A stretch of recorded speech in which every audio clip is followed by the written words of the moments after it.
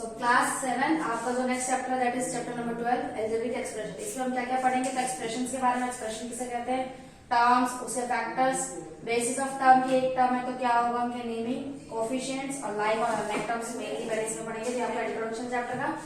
मान लो मेरे पास एक एक्सप्रेशन है 3x प्लस 4xy प्लस 12, ये मेरे पास एक्सप्रेशन। एक्सप्रेशन का मतलब होता है जब टर्म्स आपस में प्लस हो रही है एक से ज्यादा पूरे को एक्सप्रेशन बोलते हैं, चाहे वो सिंगल टर्म हो या उससे ज्यादा प्लस माइनस में मल्टीप्लाई डिवाइड में कुछ भी हो, तो इसको बोलेंगे हम एक्सप्रेशंस। यहाँ तक ठीक है। अब एक्सप्रेशन में आप देख रहे हो कि अलग अलग नंबर्स, अच्छा इससे नंबर से पहले आते हैं वेरिएबल और कॉन्स्टेंट्स। तो जो हमारे अल्फाबेट्स होते हैं किसी भी एक्सप्रेशन में, जो हमारे अल्फाबेट्स हैं ए से जेड तक जो भी आपके यूज होंगे इस चैप्टर में, दोस ऑल आर वेरिएबल्स। इन सबको हम वेरिएबल बोलते हैं, बाकी जो नंबर है वो कॉन्स्टेंट्स होते हैं, ये हो गया आपके वेरिएबल्स। और जो आपकी काउंटिंग होती है या नंबर्स बोल दो सीधा सीधा, वो आपके कॉन्स्टेंट्स होते हैं।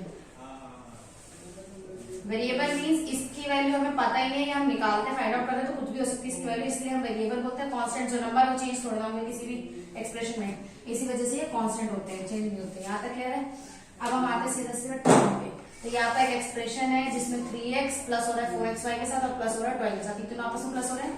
तो बेसिकली कितने नंबर्स हो यहाँ पे? 1 2 3, इनको हम टर्म बोलते हैं, टर्म्स। तो यहाँ पे फिलहाल एक एक्सप्रेशन में कितने टर्म है? 1 2 3 टर्म्स है। अच्छा यहाँ पे प्लस की जगह माइनस हो, जब भी ये टर्म्स निकलाएंगे ये पूरा एक्सप्रेशन ही होगा, तो साइन डजंट मैटर। यहाँ पे प्लस और माइनस होनी चाहिए जब जाके हम इसको टर्म्स में डिफाइन करेंगे, और अलग अलग टर्म्स के बेसिस पे इनका नाम दिया है। अब जैसे ये एक्सप्रेशन है इसमें कितने टर्म्स है? इसमें 3 टर्म है, 1 2 3, तो इसको बोलेंगे हम ट्राइनोमियल। एक्सप्रेशन के बेसिस पे इनके नाम है, सॉरी टर्म्स के बेसिस पे एक्सप्रेशन के नाम है। अगर टर्म हमारे पास 3 है तो यहाँ पे क्या हो जाएगा? ट्राइनोमियल। अगर 3 से ज्यादा होता है, मान लो यहाँ पे z और ऐड कर दिया, तो ये आपका हो जाएगा पॉलिनोमियल।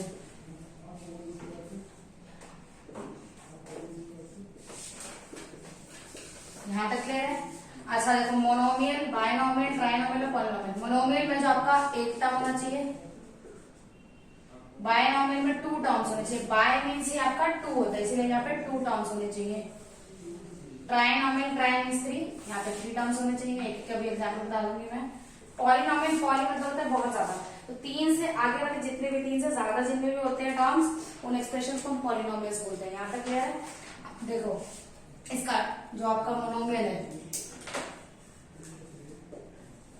मोनोमियल का एग्जाम्पल हो जाएगा 3xy। बस यहाँ पे ना प्लस में कुछ है ना माइनस में कुछ है, यानी कि एक सिंगल टर्म है, इसीलिए इसको मोनोमियल बोलेंगे।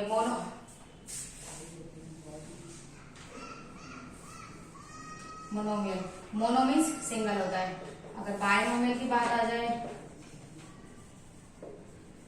मान लो मेरे पास 4z प्लस 3y है, यहाँ पे 2 टर्म्स है जो आपस में प्लस हो रहे हैं, तो इनको बायनोमियल बोलेंगे। अगर ट्राइनोमियल बोल दिया जाए तो ट्राइनोमियल में 3 टर्म्स होने चाहिए, तो 3xy प्लस 4yz प्लस 3, इतना ही है। 3 टर्म्स है जो आपस में प्लस हो रही हैं, तो ये आपके क्या हो जाएंगे? ट्राइनोमियल। अगर इससे ज्यादा मैं ऐड करूं या सब्ट्रैक्ट करूं, मान लो मैंने ले लिया माइनस में x या माइनस में xy, तो यहाँ पे एक ज्यादा हो गया तो पॉलिनोमियल हो जाएगा। फिलहाल ट्राइनोमियल का एग्जाम्पल है तो आपका इतना रहेगा, ठीक है। अब हम आते हैं आपके पॉलिनोमियल के एग्जाम्पल पे। तो ये रहा आपका पॉलिनोमियल का एग्जाम्पल, आप देख सकते हैं मोनोमियल, बायनोमियल, ट्राइनोमियल, पॉलिनोमियल, ये चारों आपके क्लियर है। अब इसके बाद आते हैं हम कोफिशिएंट पे। इस एक्सप्रेशन को मैं ऐसे रहने देती हूँ, इसी में से आपको समझाती हूँ कोफिशिएंट क्या होता है। 3xy plus 4x plus 3 plus 12z, यहाँ तक क्लियर है। ये एक एक्सप्रेशन है। अब इसमें कोफिशिएंट को हमें समझना है बेसिकली। तो कोफिशिएंट्स हमेशा नंबर होते हैं, और किन के? वेरिएबल्स के होते हैं कोफिशिएंट्स। आप देखो यहाँ पे वेरिएबल क्या है? xy, x, z, ठीक है। xy का कोफिशिएंट, अब यहाँ पे वेरिएबल 2 है xy। अगर हमसे पूछ लिया जाए कि xy का कोफिशिएंट क्या होता है, तो कोफिशिएंट का बेसिकली मतलब होता है कि ऐसा नंबर जो इनके साथ मल्टीप्लाई हो रहा है, ठीक है। कोफिशिएंट का मतलब होता है ऐसा नंबर जो इनके साथ मल्टीप्लाई हो रहा है। फॉर एग्जाम्पल xy है, अगर हमसे पूछ लिया जाए कोफिशिएंट ऑफ xy, बताओ xy का कोफिशिएंट क्या होगा? xy के साथ कौन सा नंबर मल्टीप्लाई हो रहा है? 3, तो आपका इसका कोफिशिएंट हो जाएगा 3। यहाँ तक क्लियर है। अगर z का पूछा जाता तो यहाँ पे लिखते हैं हम कोफिशिएंट ऑफ z इज, अब z के साथ क्या मल्टीप्लाई हो रहा है 12, तो आपका जो इसका कोफिशिएंट हो जाएगा ये 12 हो जाएगा। यहाँ तक क्लियर है। अब देखो लाइक और अनलाइक टर्म्स कैसी होती है। अगर दो एक्सप्रेशन हमें गिवन है, एक ये और साथ में दे दे एक 3y plus 4z plus 9xy। अब लाइक और अनलाइक टर्म्स जो आपके डिपेंड होते हैं वेरिएबल्स पे, कि अगर कोई एक्सप्रेशन है जिनमें जो टर्म्स है उनमें जो वेरिएबल आ रहे हैं वो सेम है या नहीं। अगर वेरिएबल्स आर सेम तो आपका जो टर्म होगा वो लाइक होगा। जैसे यहाँ पे देखो 3xy और 9xy, ये क्या है आपके लाइक टर्म्स। तो यहाँ पे मैं एक ग्रुप ऑफ टर्म लिख देती हूँ जिसमें आप लोग बताएंगे कि क्या कौन कौन से लाइक है कौन कौन से नहीं है। अनलाइक टर्म्स है 3xy 4z 9y square 7z square 12 15y 16a 8b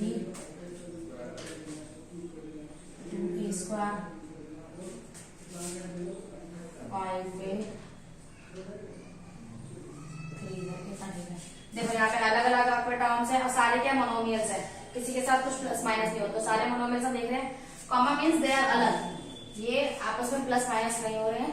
अब देखो यहाँ पे हम पता लगाएंगे कि इसमें से कौन कौन सा लाइक है या नहीं हो। देखो यहाँ पे xy है, क्या कहीं और किसी और टर्म के साथ xy है? नहीं है, तो ये सबसे अलग है। अब 4z यानी कि z कहीं और है, हम चेक करेंगे तो हाँ ये रहा। यहाँ पे लिखेंगे 4z and 3z are like terms. जो 4z और 3z है वो भी लाइक टर्म्स है। और y स्क्वायर तो हम y वाला नहीं बोलेंगे कि यहाँ पे y है यहाँ पे y है, नहीं। यहाँ पे y का स्क्वायर है यानी कि दो y आपस में, और यहाँ पे क्या है सिंगल y है, तो y स्क्वायर हमें ढूंढना पड़ेगा। क्या है कहीं y स्क्वायर? नहीं है, ये अनलाइक में आ जाएगा। अब z स्क्वायर का तो क्या z स्क्वायर है? कहीं z स्क्वायर भी नहीं है, ये भी अनलाइक है। 12 क्या कोई और नंबर है? नहीं है। 15y क्या और है? नहीं, तो ये भी अनलाइक है। 16a तो a कहीं और है, अब इसको भी मत बोलना a स्क्वायर होना चाहिए। 16a यहाँ है, 5a यहाँ है, 5a और 16a भी क्या हो जाएंगे? Like terms. तो 16a and 5a are like terms. यहाँ तक क्लियर है। बाकी हमारा a स्क्वायर देखो 2a स्क्वायर यहाँ पे और कहीं ऐसा टर्म नहीं है जिसके पास a स्क्वायर हो, तो ये आपका क्या है? अनलाइक टर्म है। तो अनलाइक टर्म कौन कौन से हो गए? xy हो गया आपका, y स्क्वायर हो गया, z स्क्वायर हो गया, 12 15y 8b 2a स्क्वायर।